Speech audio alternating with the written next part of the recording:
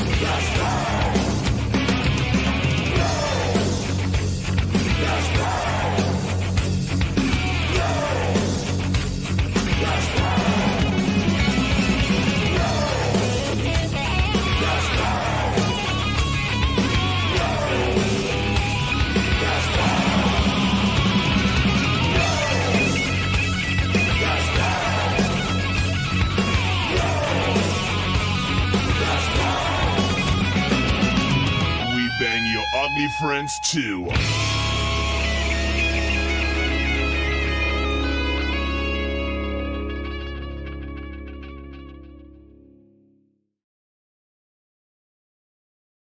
All right, welcome back to another edition of Bleach Bang's Music. And we've got Miles Kramer from Claim to Flame from Kansas. It gets all exciting until you say he's from Kansas. And it's like, from Kansas. Hey, wait a minute. Hey. We're all from Kansas. Yeah, we're all from Kansas, to be real. Technically. Come on now. You guys are from the real Kansas, though. You guys are from, north, east. I'm from southwest Kansas, liberal Kansas, Dodge City, that type of thing. And no. Some would argue that's the real Kansas. You like cows and tumbleweeds. And Wyatt Earp. Yeah. Right. Anyway, enough about that history lesson. Miles, let's get into stuff with you about music. All right. Ed. I want to start off with you giving us a basic. How did this band get together? How did you guys start? How did it form up? Give us the background of that. Sure. So, I was playing in a band called Queen Anne's Revenge. We played for, I think we were together for about 6-7 years. Put out an album, worked the album, did some touring, won a couple local Battle of the Bands things. Was having a lot of fun with it, but that was more like, it was a honky tonk rock and roll album. So it was a little bit different than what I'm doing now. And then COVID kind of hit, and it put everything to a stop kind of across the board with playing and going out and doing the thing. And, that's one of those moments that you think, am I going to do this anymore? Is this, I've kind of had to shuffle my life around a different way just to keep it moving forward. And, a couple, toward the end of that, thinking there's something missing from my life, and I need to get back involved in music. I need a project. I need something to work on. I need that creative outlet that's not the creative outlet that I do for a job. I need, that musical outlet. And so I started, the first and foremost, I just started looking around people that were interested in working with me. So strangely enough, I come from a small town called Holton, Kansas, and a lot of the guys that I grew up around and spent a lot of time with as in my youth have become musicians. And there's quite a few, like crazy enough, there's quite a few musicians from Holton. And I'll get a little bit more into that in a little bit.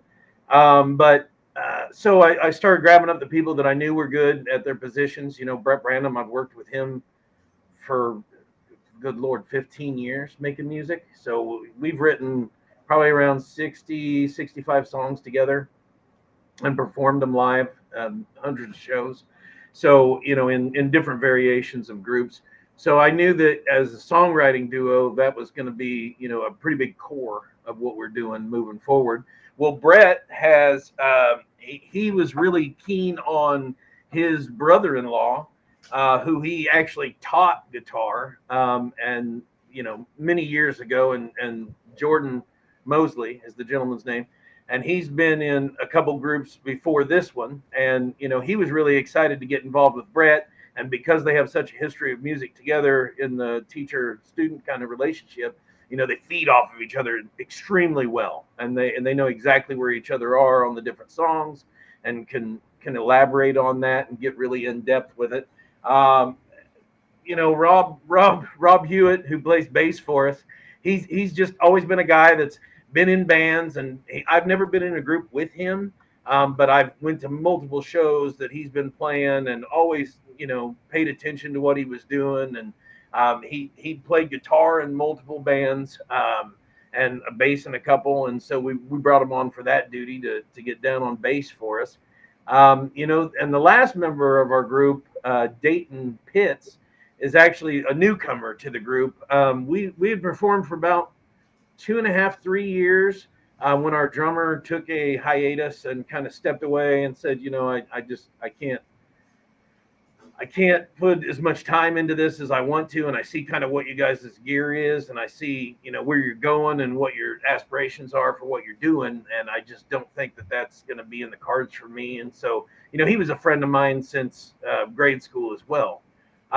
So a lot of the guys in this group I grew up around, or the original members, and since then we picked up Dayton, which, funny enough, Jordan was in a group with Dayton for a while. I tried out for a group that Dayton was the drummer in. We've played shows with Dayton's previous group that he was in. So he was known around the music community in this area. And I tell you what, he's just been so solid since we picked him up. He elevated the music to a different level, with some of his techniques and his overall knowledge of drumming, which, most of us are just throwing spaghetti against the wall and trying to figure out what sounds good at any given time.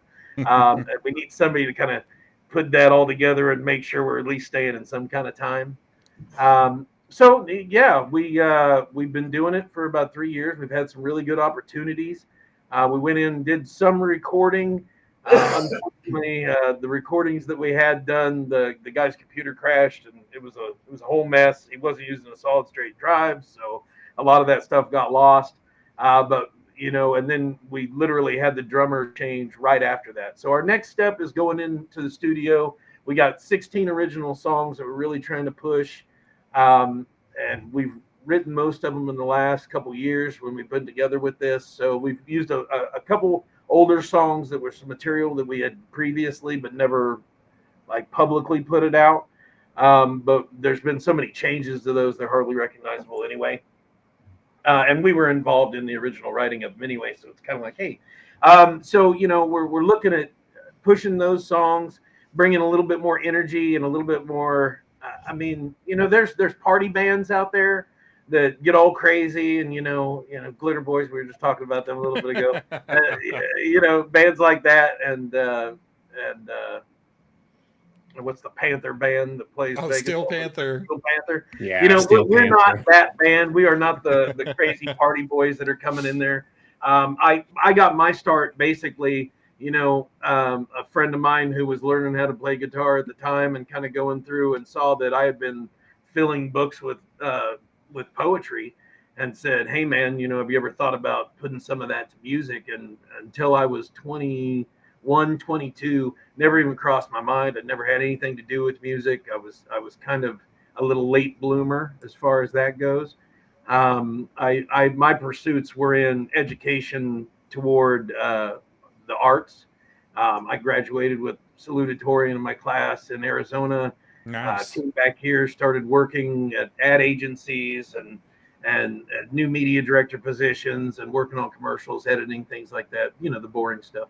But being involved in the professional creative environment was really, really eye-opening and a lot of fun. And I think it's kind of helped me carry over toward even now, 20 years into my career here, to make sure that as a musician today, we're not the 1% of the musicians that are being signed by large contracts and going out and playing stadiums. You know, we're an American red-blooded rock and roll band that's going out and sweating our ass off every night. Can I curse in this thing? Is that Damn right. yeah, fantastic? Oh, yeah. That's what I want to hear. Oh, yeah. You know, we're going out there and earning every fan, looking them dead in the eyes while we're doing our thing, and just hoping that they like it. You know, we talk a lot about um, the human experience.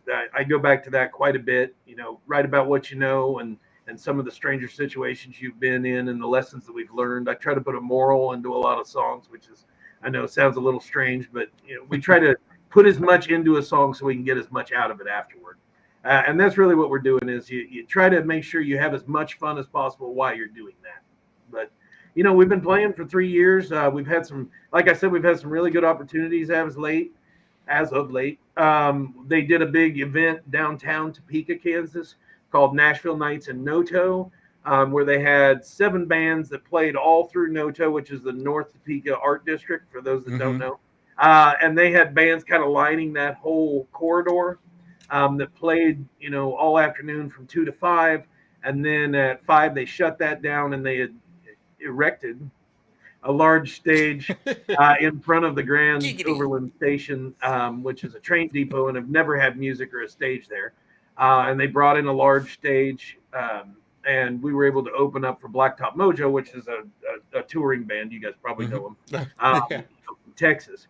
So 10 years prior to that, I had opened up for Blacktop Mojo twice when they came to Topeka as a different group. So now we got an opportunity to do it as Oh, wow. Flame. So you know, utilizing some of those connections that I'd made through my career was able to get me in a spot like that. But it was just such a tremendous experience to see that many people show up. It was just a gigantic crowd for Topeka, and all the sponsors that came invested, all the people that showed up.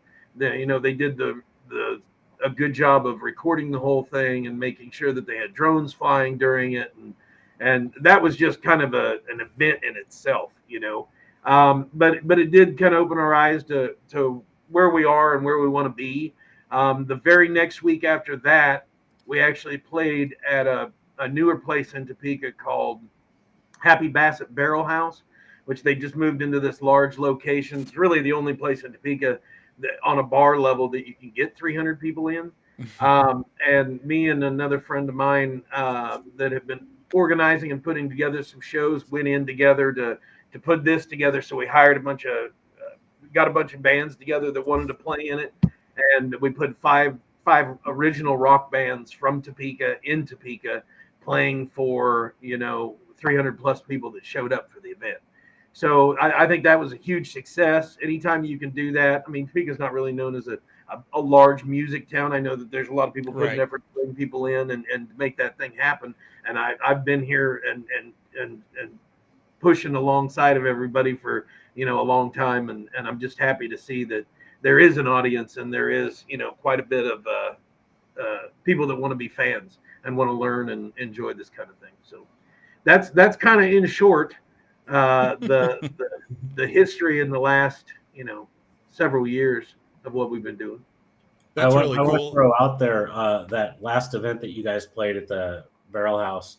Another Bleach Bangs alum, 11 After, was also playing yeah. that show with you guys as well. Heck yeah. So as I alluded to earlier, the Holton connection, and I know nobody knows what Holton is, but it's a town of about 3,000 people here in Kansas. And the gentleman that heads 11 After, Brandon, he lives basically a block and a half away from me.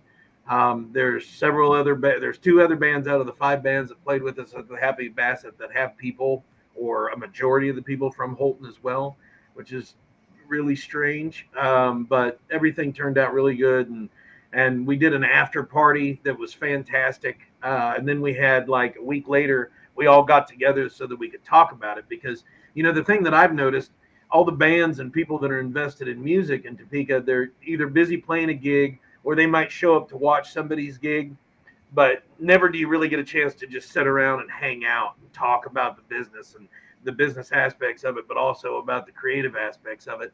And a week after the event, we were actually able to all to get together and kind of just hang out at out in the country, and we all got together, and we got together. Not only that, but we invited like the photographer from the event and the MC that was there. So we just kind of, all got together and said, hey, we're a bunch of creative individuals. We're all moving in this direction. We all are trying to get something out of it. Know how hard that struggle can be by yourself. Can we all get together and kind of form up, not an alliance of any kind, but at least share ideas with each other and try to figure out, the best way to get a hold of people and to make sure that everybody knows about what we're doing and try to build a scene.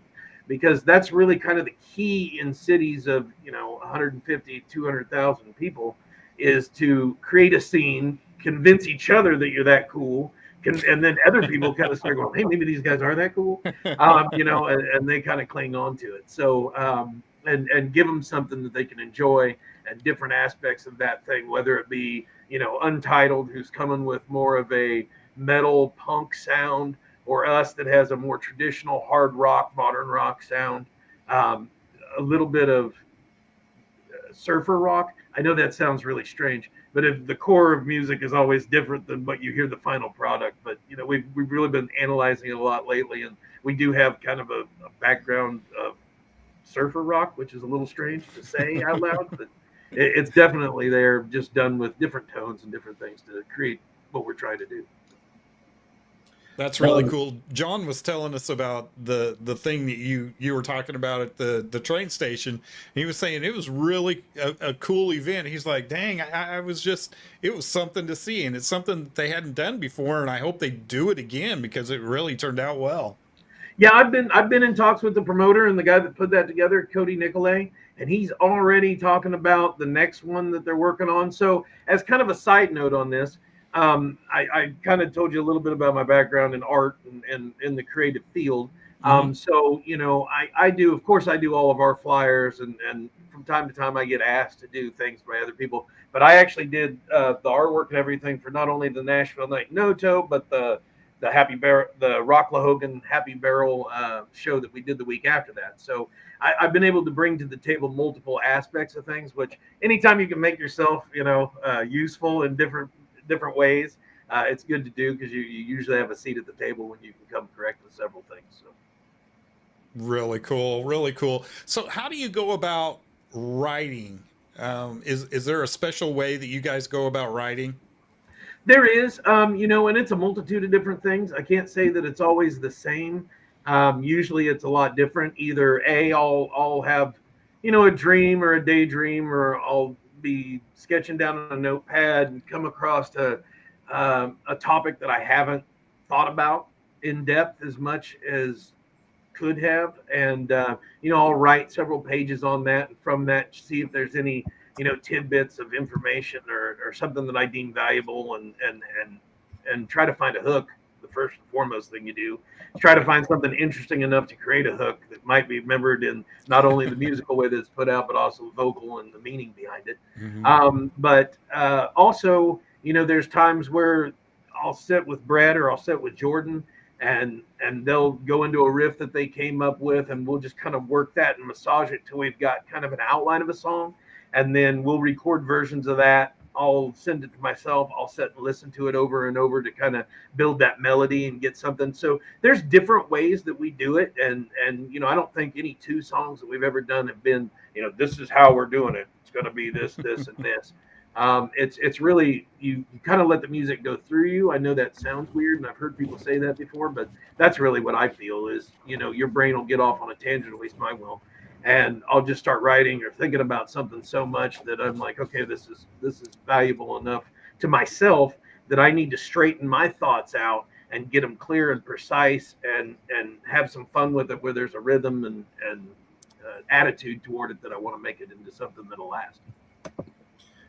Before we get too far into the next, you've mostly answered all my questions. Like, I was listening to what you were saying. I'm like, I was gonna say, describe your style. Take a drink break. All right. You covered it. The Black Talk Mojo show. I was gonna talk about that. He's covered it. Randy has a short little clip, though. I want everybody to hear what you guys sound like out there and get a little taste of that. Alrighty, here we go. Lawyer bank got a cheap disease, wash 'em, squeeze the blood out the stone. conviction upon time. About time we unwind the cords we've dying inside. Now once we believe together shall we change this world. Got a little bit of Blacktop Mojo vibe to it too. Oh, hell Well, yeah. you know, I'm a crooner, so Yeah. I'm an emotional crooner. So you know, I try to change things up. When you're a vocalist, you try to have several different styles that you can slip back and forth into. Mm-hmm. You know, keep things interesting, keep it where you can kind of work and play off of yourself during certain things, whether it be more of a talked out version of a verse versus a larger, bigger singing of a chorus, or you know, there's a kind of a growl that I can get that I kind of use as a darker sense of some of the songs that we do, but then there's more of a choiry sound that I try to make to get into the angelic side of things. So, Right. you know, that's one of the things that I play with a lot in meaning of the songs, lyrical content, and try to incorporate that as much as possible into some of our songs that has that little bit of angel versus devil, and you know, being sometimes unclear on purpose to see what the listener gets out of that and what how they perceive it. That's some of the funnest things for me to do. So yeah, the you know, it's all about lessons learned and avenues that we're trying to take to make a point, or at least to make some art. In the end, that's what we're trying to do is create something that maybe lets people see something through a different point of view or a different aspect of life and how it's lived or could be lived. With, I know that you guys are very, very localized still. Um, the future for the band claim to The flame. future. What what are we looking for? Album wise, recording, all that jazz. What are we looking for in the future? Well, you know, we've had a lot of conversations about this lately. After these last two shows, I feel like we kind of had the cart before the horse a little bit, and we got caught with our pants down and not having, you know, immediate music that we can now push as well as these huge shows. I see everybody shakes their head. I know I Yeah, feel that makes same way sense. every night. You know, so that's first and foremost is my utmost priority is for us to get into the studio as soon as possible. And you know, I don't know that the days of putting out an album really are here anymore. You know, I think that there's a group of songs that compiles as a work. You know, that last album that I put together, Queen Anne's Revenge, Hell or High Water. Anybody's paying attention? You know, I tried to have a storyline that went along with it and some golden threads that went through the entire album to kind of tell a story. I felt that that was very important as making a piece of art, not just you know individual songs, but kind of the concept in general of the whole piece. But you know, more and more that I see, people just kind of lock onto the one song or the couple songs that they really like in a band, and they're not really listening to the whole thing. Yeah. So, you know, I think pushing music out as fast as we can make it is kind of the direction that we're headed. You know, we plan on going into the studio here in the next month and recording 2 to 3 songs and having final ones done, you know, within a month and a half's time, and just pushing it online and start putting it out there. It's going to help us kind of grow our numbers that we need to get into bigger venues and different places like Kansas City. You know, the first question they ask is, what are your Spotify numbers? And you gotta have all your shit correct when you go in there. Oh, there we go. Now I'm cursing. Hey. But you know, that's foremost what's on my mind is we have a lot of original music with the 16 songs, and then probably another 5 that are in the works right now. And you know, I never felt as an artist that I could kind of get past and start working on the next thing while there's unpublished work still in the queue. So you know, getting those finalized, making sure that everybody's on the same page with them, ironing out any difficulties that we could find along the way. And that's really the hardest part about being a musician is being humble enough to look at it and go, I know we've played this way for 2 years, but there's really some things that we need to change and step back and get the goulash a little bit mixed more. You know what I mean? So that's the number one thing. And you learn those things when you go through the studio or when you do the recordings pre-studio, so that you have a great plan of action when you get in there. Utilizing that time is always so important in capturing magic in a bottle. But just recording and getting music out as soon as we can is really our next step. And I don't think we've planned too far in advance of that, to be honest with you. I mean, that is what we're intending to do. That is our focus right now. We want to be able to send people links and have them listen to it, that show up to shows, and just kind of, if they want to buy it on Spotify or throw us some money on a Patreon, that's fantastic. But as far as we're concerned, we're just gonna be putting out music, and if people want to listen to it, show up to shows, and maybe buy a T-shirt from time to time, that's really what we're after. Right on. Speaking of, where can they get those T-shirts? Well, at live performances, we've kind of dug ourselves into an interesting hole where we're kind of the underground rock band from Topeka. We've played a lot of art galleries. We've played the Jam for Dan huge event that they do every year. That's 3 days of music. We've headlined that twice in the last 2 years and played it again with a couple, guys that were in the Kansas Music Hall of Fame. So I'm not complaining about my spot on that at all. Really It cool. was totally justified. But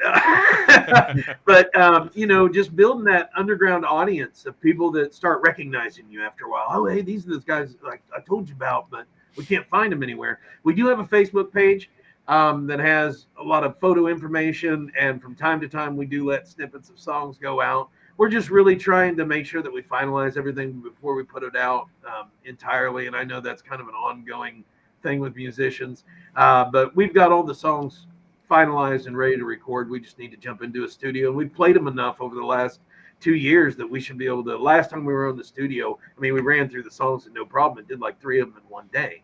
So it won't be a problem once we get the time and just go in and start moving it. But that's it. But our Facebook page is the best way to get a hold of us, one, or to check out what we're doing, see videos, hear songs, and see photos of the events that we've been doing. Really cool. Really cool. Simple enough. Oh, good work, Ashton. We'll put that on the screen right there. I know I'm doing 30 things right now, but that's one of them. I promise I'm being useful. Hey, that's great. That's great. Thank you.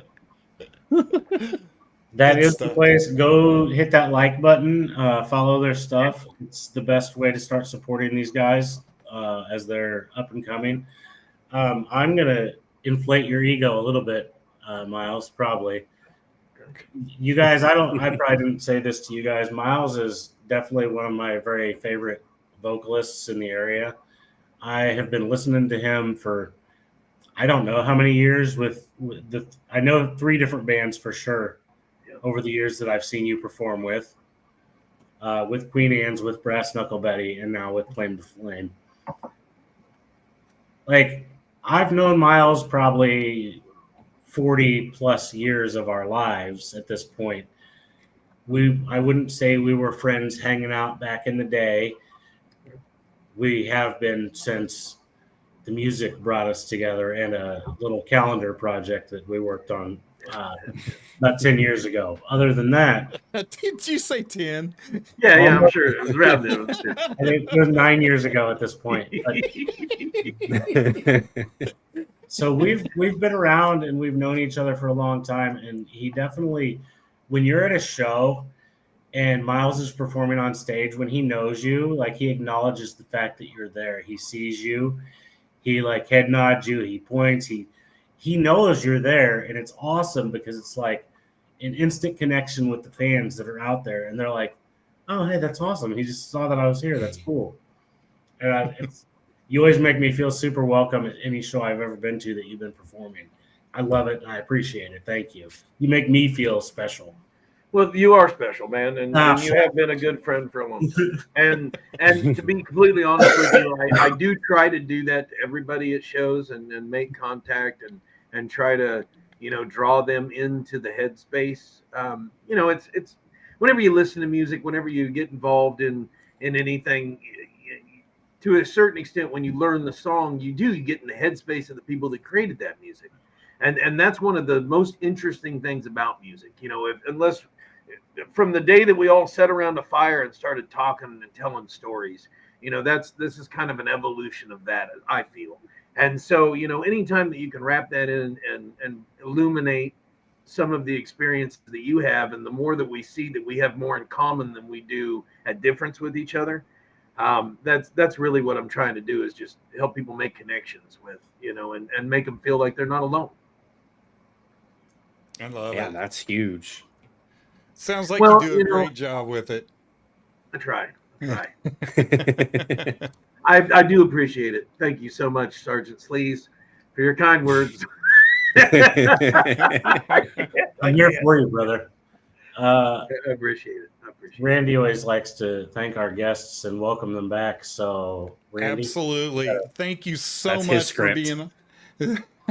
It's not scripted. Thank you so much for joining us. And you are part of our family now. Anytime that you get to the studio, get those songs recorded, we would love to have you back on, and we would love to play those videos for you. Okay. Boy, that's great. I really appreciate it. And I just want to say further, I think I've been dropping hints to try to be on this show for like 10 years now. And finally be on it is really, John. a dream come true for myself. So I appreciate all three of you guys. We're honored. That's having me awesome, on man. today. it was Thank not you, 10 Miles. years. Stop it. Thank you, Miles. Appreciate you. All righty. Take care, Miles. Bye Cheers, y'all. Have a good one. bye. You too, man. Welcome. Well, howdy. There they are. Hi. The Hey. Travelers. How's it going? Pretty good. Y'all look a little different than you did at Herd on Herd. Oh man, we're a little loose. You saw us in person. We're like, woo! I feel like I've been drinking. That much. We've been driving for 3 days Yeah. and finally made it to California. So Oh We're my here. goodness. playing tomorrow in Solvang and the next night in Hollywood. So thanks for having us. Hollywood. That's Thank good y'all stuff. for getting on at such short notice. It's freaking amazing. Thank you. Yeah. That is. I just want to kind of introduce ourselves. My name is Randy, and I'm in Oklahoma City. Awesome. I'm Ashton, and I'm out here in Piedmont, Oklahoma. Right on. Very cool. And I am John. I'm in Topeka, Kansas. Awesome. That's great to meet all of you. You as well. So, I want to start with something because I read this online and I really want to hear the story from them on how the two of you first met. Yeah. How we met? You want to give them the spiel? Sure. So we both started out in music as solo artists, and we met through music. I was 16 and he was 20, and I got to open a show for him. And my stepdad actually, he wasn't my stepdad yet at the time. He was my piano teacher. He was playing in Shane's band. Yeah, I knew Jim when he was my first keyboard player when he had his first, obviously when he was in his first marriage. So yeah, crazy. So Jim asked Shane if I could open up, and that's how we met. And we were friends for a few years and started dating. And now we've been married for 13 years. So it's pretty cool. I don't think we would have met if it weren't for music. I thought That's that was amazing. absolutely amazing little story that I was reading, and I'm like, I got to hear this like the actual version, not the. Yeah, I got to hear it in person. Yeah. That's absolutely incredible, and I love it. it was so funny because I remember Jim. We had a band rehearsal and I met Maggie because she came over to Jim's house and anyways he was like, hey, so that girl that just came in, she's only played like Borders books and places like that. She opened the show for you, and I was like, sure, and yeah, it was just turned into a friendship, and a friendship that turned into love. So Yeah. I love it. The picture that's next to us there is like, find the one that looks at you like she looks at you. Yeah, for real. I should see how That's a she's been great looking at picture. me lately. You might disagree. After 3 days of Hey, driving, that's how you know it's real. she's like, Oh, that was not. Oh, that's hilarious. give me some looks over there in the passenger seat. She's like, If you don't get back into the right-hand lane, yeah, right? go out after 2 days of driving. Like, yes, I am. I had this hilarious little fun note at the bottom to see if I could squeeze it in, and you guys just set it up perfect. So it's Okay. like you guys get into the fight, and then you're like, I'm gonna go work on my solo career. Does that ever happen? Oh, that's funny. Yeah, we have our moments, but this is not easy to do. And we're so glad to have each other to help with all the things, from driving to performing to booking the shows to managing the band to everything that's involved. Today, just before this, we were filming content on the beach. It's like, if we're not writing and recording and playing, we're working on content and posting and booking shows and advancing, and it's pretty nonstop. So it's nice to have each other for sure. What Maggie really wanted to say is it's really nice to have somebody set up her keyboard and tear it down every single gig. Hey, Oh my goodness. It's funny because we've toured so much. I figured out I actually asked a couple of keyboard player friends. I figured out that there's a certain road case, and I ordered one that her stand and her bench can fit in, because I don't know what it is about piano benches, but they're like little alligators, man. They will snap your fingers. You know what I mean? If you're not careful. I don't know if any of you guys are keyboard players or not, but I've been setting this one up long enough. I was like, okay, we got to come up with a solution on this piano bench and key stand situation before I lose a finger. yeah, the case has been very nice. It has. It's just little things like that make life so much easier. So tell us about this tour. This thing is huge. You guys are from now until, oh my goodness, the beginning of October. Oh my gosh, no, you go deep into October. Yeah, October 26th. You guys are on the road. This is like amazing. So, thank you. How did you guys come up with all these? Who is setting this stuff up? Who's in charge of this? Well, that would be me. So it's pretty crazy. When we released our first album as the Imaginaries, it was in the height of COVID. We were going to release it in 2020, and we decided not to, but we pushed to 2021, which still seemed like a long time, but touring was not back yet. And so when we released that record, we did a tour, but it was not, like it could have been in normal times. So when we decided we were going to be releasing this record, and we hired our publicist and our radio promoter and got the team in place, I decided, okay, we have to have a tour to go with this. And I literally booked every show but one on my own. The press kit shows are, we actually have an agent that is booking us for performing arts centers, and we have one show in Prescott, Arizona that's on the list. Actually, there's like 3 or 4 shows on the list. Oh, that's true. There's a few coming up through up. the whole tour. We got one in Georgia, one in Massachusetts. Yeah, there's maybe 3 or so that our agent booked, but everything else I booked. And it just was a matter of, okay, where have we been? Where do we know people are at who like our music? And then where do we know we're going to be? So it was just a matter of filling in all the holes and then trying to fill in gaps, which we're still doing. We're still getting pickup gigs for this tour. It's pretty cool. Once you've been, because we're fully independent, just so you guys know, we have no management, we have no label. We have a couple of agents that are helping us, but they just, they're booking stuff that's kind of one-off. They're not just filling the calendar up for us.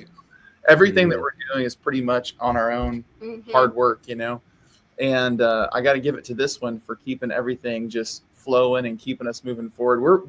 We're a team in the regards to where I have side hustles that helps us pay for all this that I have to go tend to. Back in just before the pandemic, I started an Airbnb business. Oh, cool. And Nice. for a lot of musicians, they're probably like, "Ooh, why would you want to do that?" Well, because I want us to be able to continue doing what we love. I want us to be able to continue pursuing our dreams until the breaks start happening and we start getting the big paying gigs. Because the truth of it is this costs a lot of money to make it all. Do it right. And we finance the record, we're financing the tour and the music videos and the publicists and all of it. So anyways, I just wanted to share that because that's just the true story. And I think it's, for people out there that are listening to the podcast, there's nothing, I think there's a misconception that musicians feel like if they're not making a living doing their art, then they're not successful. And that's not true. You know, everybody has to do certain things to make it work, and we figured out a recipe that's working for us, and we're proud of it. So yeah, and I will say too, like I'll get kind of tunnel vision sometimes, and Shane will be like, "Hey, why don't you email this venue?" And I'll be like, "Oh, okay." And so he'll definitely help me when I get kind of stuck, you know, which is really nice. We try to help each other as much as we can, but yeah, I didn't know it was going to be that many dates when we started, and now it's turned into something like 30 shows through. It's massive. yeah, it's a Yeah, lot. that's impressive. Especially for two people who are driving in their own van and going across the country and hauling, schlepping all their gear and setting it up and tearing it down. It's a lot. You get to Oh, stay I in can your own imagine. or Airbnbs? Do I know? Do you get to stay in your own I mean, Airbnbs? I guess we could, but like, you know, they're in our hometown, so it's just I've never thought about it like that. I don't think we've ever actually stayed in one of our own Airbnbs ever. He's not going to make any money off it that way. Right? Yeah. Might as well rent 'em True. out, right? Yeah, because then we would have to do all the sheets and the towels. Yeah, I'll make Maggie clean it. Make yourself sign a waiver. Yeah, right. No damaging stuff. You hear me? I know the God, these tenants musicians. last night were pigs. Damn musicians. Oh my goodness. Yeah, so we actually caught you guys at Herd on Herd in Edmond, Oklahoma the other night. And we were sitting there, well, I was eating my loaded fries over there, and I was like, dang, these guys are good. And Ashton's just looking at me going, are you listening to them? I was like, yeah, I am, you know?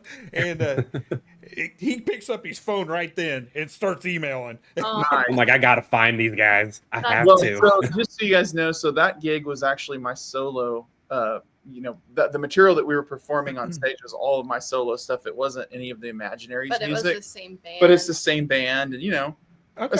similar, Nice. not too far off Yeah. of the vibe. So I got hired to book the whole season for Herd on Herd this year. And so it was fun for me because I got to book a lot of our friends, but I booked the Imaginaries a night. I booked Shane Henry a show. And then I booked one for myself too, but we had to cancel it because we got the show in Massachusetts. But you know, all of our projects are their own thing. There are similarities, but they're their own thing. So that night was Shane's night, and it was fun for me to get up and sing a few songs. I'm glad that you guys were there. Oh yeah. And your guys' voices are just perfect for each other too. It's they are. absolutely insane hearing that. The synergy is just it was perfect. It seriously was. Wow. Well, we haven't played those songs in over a year, and I had one rehearsal, so I was like my flying gosh, by the seat of my pants up there to be. Hey, But I'm it glad- worked. Now Awesome. that you guys built it all up, can we play a little clip for the rest of the world to hear a little taste? Yeah. Sure. Oh, we could probably do that. Here we are with the Imaginaries. Call me, I'll be right there. Just know I'll be your constant.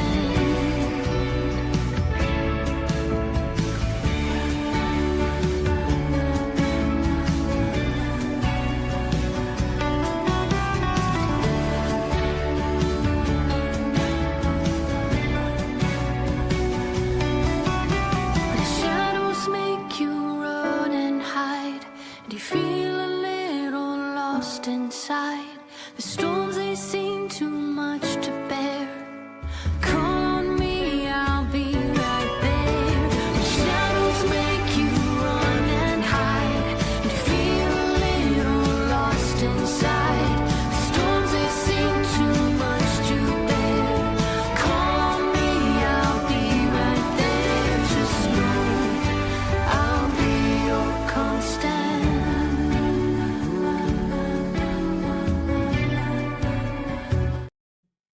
Oh, so good, so good. We went a Point little bit proven. longer with that one than we usually do. We usually try to go about like 30 seconds, but I just want, there's so many elements to that. I wanted to make sure we got it all fit in there. Yeah. Well, thank you. Yeah, that's our new single, Constant, that just came out a few weeks ago. And that's actually the latest music video that we filmed as well. So Nice. Awesome. Did you just pull out the guitar that you were using in that video? I did. Yeah. Actually, this is a new one. This is a new one here. This is a national. Oh, It's look really at cool. that. Yeah. Oh, We just went to National today. yeah. Oh, Yeah. I just had it sitting here next to me. Yeah, that song I wrote for Shane. And also, it was like this crazy thing, you know, when inspiration hits, you either listen and go with it or you don't and you miss out. And that was just a moment that I was inspired to write a song for him. And at the same time, I really felt like God was speaking to me too and saying, hey, it's okay. We're going to get through this and you don't have to have all the answers. And it was just a really cool moment that I tuned in and wrote the song. And then it turned out so cool in the studio. You know, we recorded the whole new album in Muscle Shoals, Alabama. And that song is a little different than a lot of the other ones, but it still fits. that is Wonderful. amazing. Where do you guys call home? So for us is Norman, Oklahoma. That's where we currently live, but you know we're gone half the year. It seems like this last year we spent so much time in Muscle Shoals and Nashville, and then on tour, and obviously this year we're barely going to be home. But that's where home is for now. Yeah. Awesome. Yeah, we lived in LA from about 2012 to 2018 or so, and came back home in 2018. And ironically, that's when we started the Imaginaries. And it's been really cool to be located in the Midwest. We can really get to Nashville a lot more and just be more mobile and more centrally located. But you know, spending time out here in California was good for us too. We made a lot of connections and met a lot of really cool people, and it's good to be back to play here. And then one thing I wanted to get from your guys' mouths, what do you guys got going on Friday? Yeah. There it is. Fever. Oh yeah. She's ready. Let's go big. Go big, baby.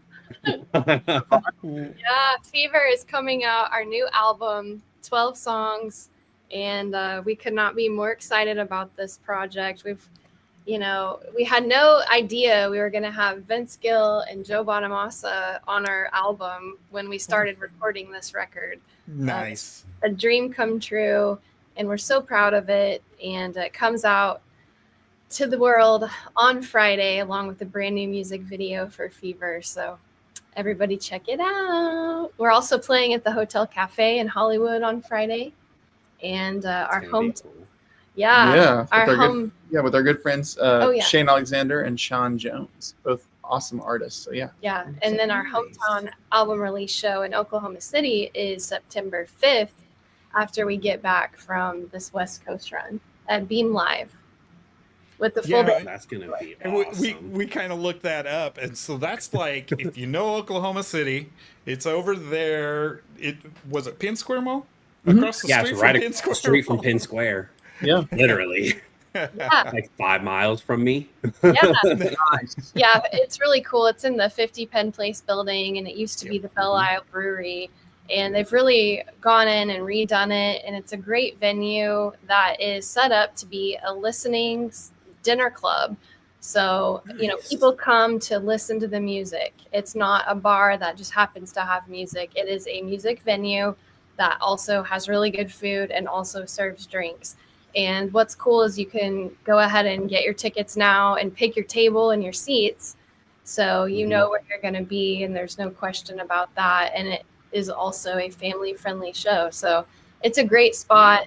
We've played there twice since it's been Beam Live and have loved it. So it's going to be fun. No excuses for both of you to be there. Like, you already know, get your tickets now. Right. Even sit at the same table, possibly. Right up front and center. Other than at that show, where could people go and search for this album on Friday? Yeah, so our website is imaginariesband.com, and we have signed CDs and vinyl. We also will have it up everywhere online where people listen to music. So, of course, Spotify, iTunes, Apple Music, Amazon, all of that. And another fun fact is we have physical distribution, so it'll be in select record stores across the country, including Guest Room Records. So pretty cool. Oh, nice. Yeah. Awesome. That's pretty cool. It is. And I was gonna ask if it's okay with you guys, we can tease a little bit of the title track Fever. Sure. do it. Yeah. Cool. Here's just a little bit of a taste. Don't want to let too much go. Cool. Pedal to the floor, wheels to the pavement, the night's on fire. No turning back, our hearts hot wide. No regrets and no mistakes. Burning with a fever we can't break. Oh yeah. Just a little bit. Just a It's little going. bit. It's going. Yeah, it is. It is amazing. Fever. So I want Shane to tell you guys about this car. I don't know if you can really see it very well, but it's on the cover and it's all in the new music video. Slide down there and see if you can check it out. I'm curious if any of you guys car guys at all? Oh yeah. You got one right here. Does anybody know what it is? Zoom in. Let me get a Slide down. Let me get a better picture of it. You slide down. It looks like a Mustang Mach 1. Yes, we got some good car guys there. It's a 69 fastback, baby. Or Oh, technically, beautiful. Sports Roof. They changed the name to Sports Roof in 69 and 70 for all the real car nerds out there. But yeah, this was. I like fastback better. I do too. I like. Everybody calls it a fastback. But technically, it was. I don't know why in 69 they changed to calling them Sports Roof. But anyways, this car had been sitting in a barn since 1975. And I knew about it. And the guy that actually owned it, he lived about 2 miles from where I grew up in a little small town, Verdon, Oklahoma, not to be confused with Vernon, Texas. Anyways, and so I just kept asking him, what are you going to do with that car? Well, I'm going to fix it someday, and finally he decided he was going to sell it. And I have some other cool little cars. I've got some C10 trucks and a 59 Apache and stuff. Anyways, I brought this one home, and usually on the trucks, Maggie's like, oh, those are cool. But, when she saw this one, she was like, ooh, I really like that car. And I was like, babe, don't open the door. It smells like death inside. And I'll fix it. It was full of, mice droppings. Yep. Who knows what else had been inside it. But with the help of a couple friends, with the help of a couple friends, we got this thing running and driving. And we actually used it in the music video for Fever. Mm-hmm. And I told her, I was like, because she said, it would be really cool if you could get that thing up and running for the music video. And I was like, what's my budget? Challenge accepted. Do I have $5,000 I can spend? No. She's like, cheap as real. possible. I was like, okay, we'll see what we can do.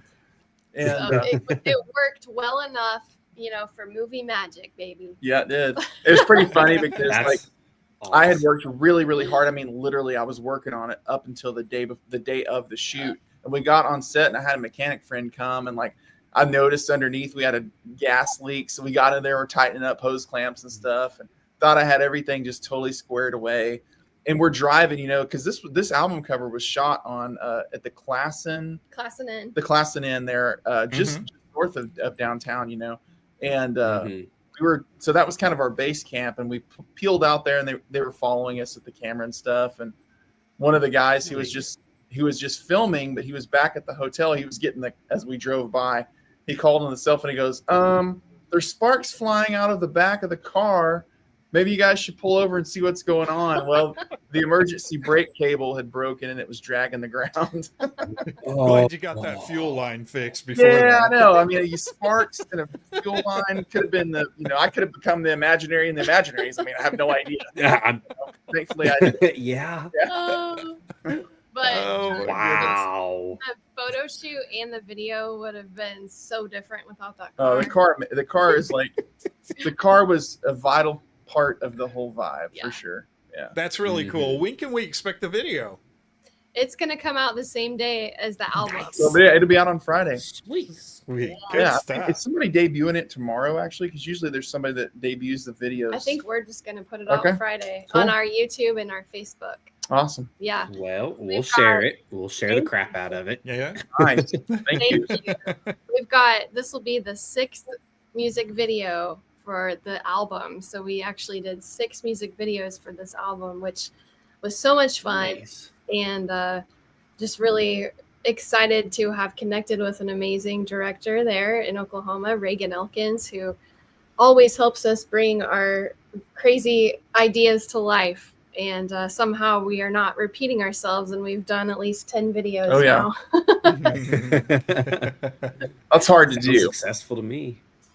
So how did you choose which songs to release from the album, and in what order? Because Right. this is number 6, right? Yeah, it is. And it's the title track.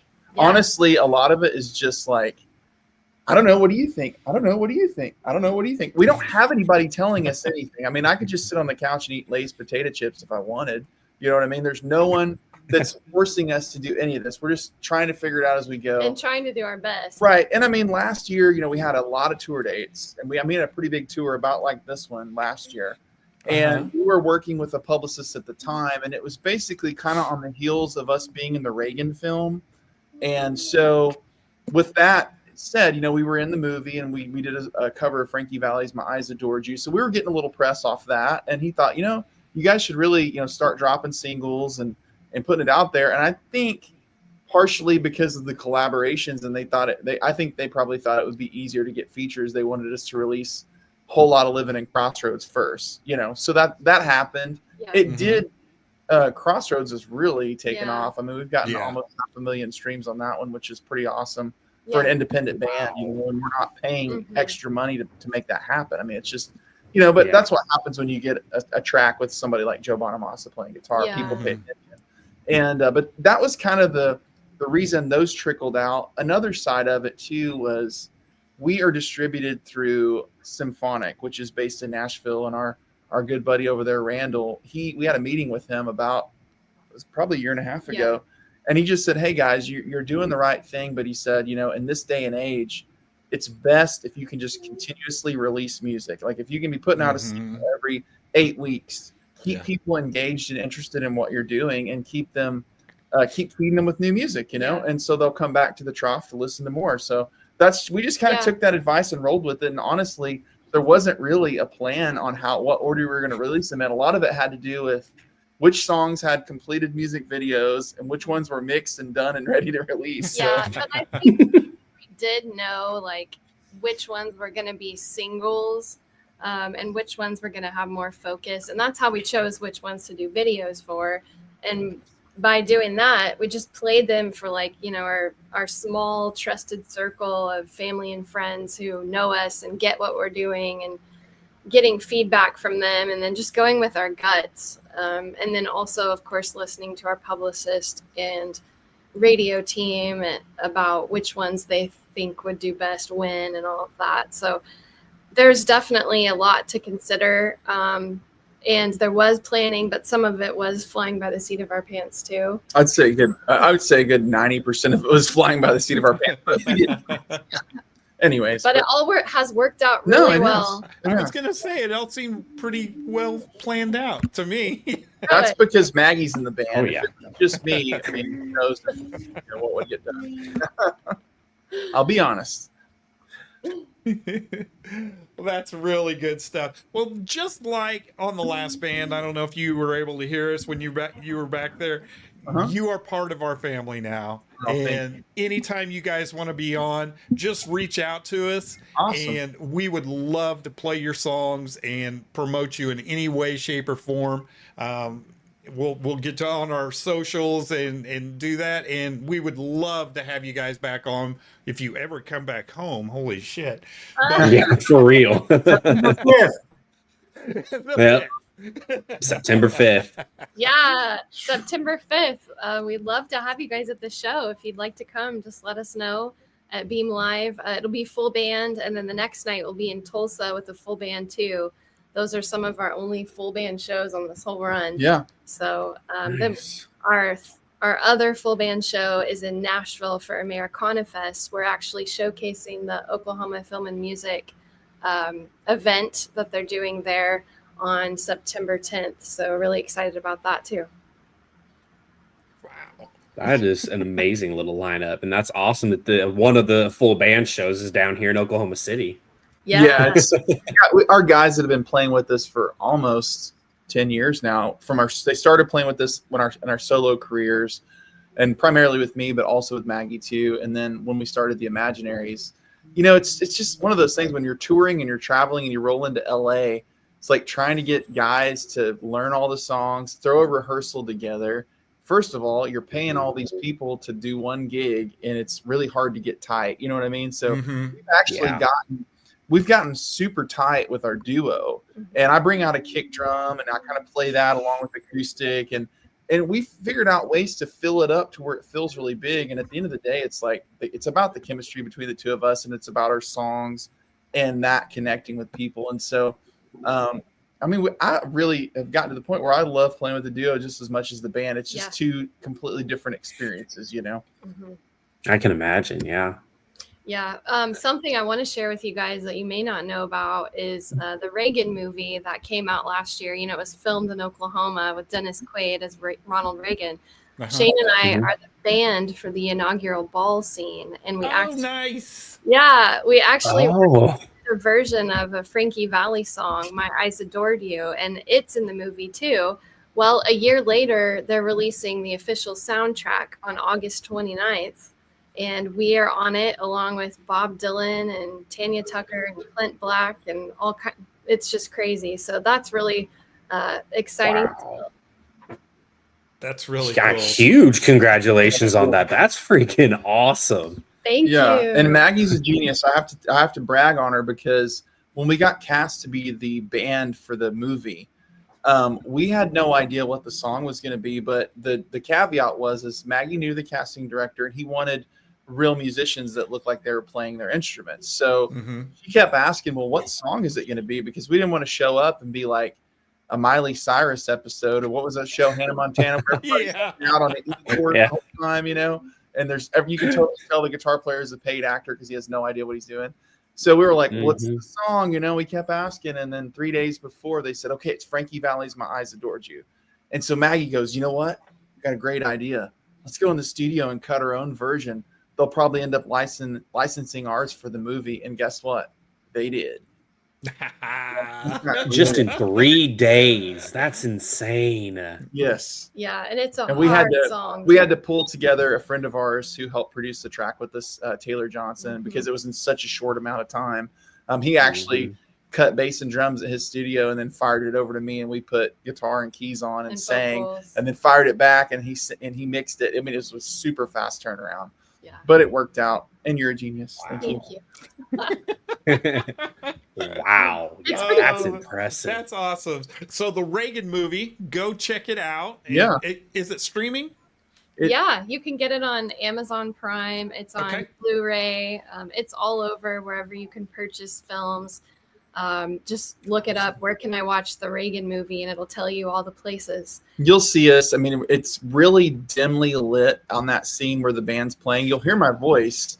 But what was so funny about that whole thing, I'll tell you guys real quick. I know we're going a little long. But they had they told all the guys in the band to grow to like don't shave for a month. Like, show up. We want some facial hair. We want you guys to look like 70s, like Chicago or something, Oh, gotcha. Have some facial hair growing out, look a little gruff, shaggy. Look a little shaggy. And we show up there, and all of a sudden they just, it's movies, they change their mind all the time. I guess the director said, no, I want the band to look clean cut, So he sends like some intern in. We're all just sitting there, waiting for our turn to actually, we were all in the dressing room getting our suits on, because they had a wardrobe for us. She comes in carrying a bag of Bix razors and a couple cans of shaving cream and says, the director wants you guys to all shave.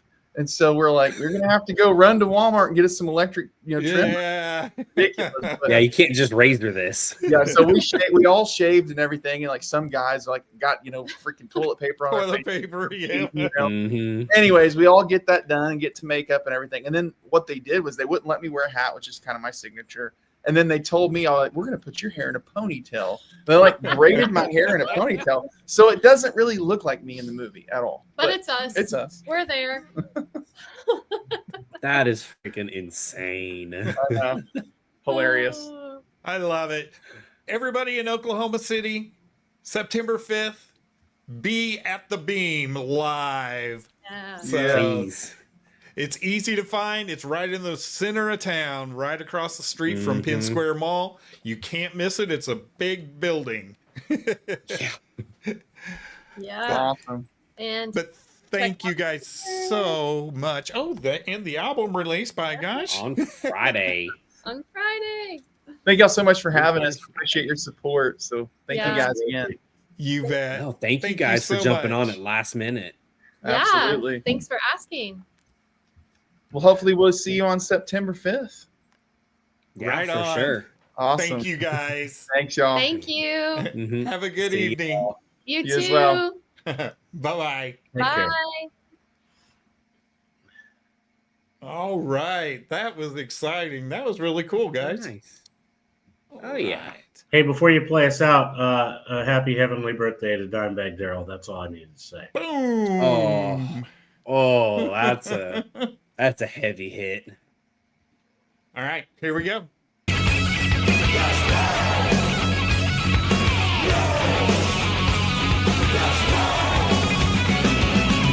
We bang your ugly friends too.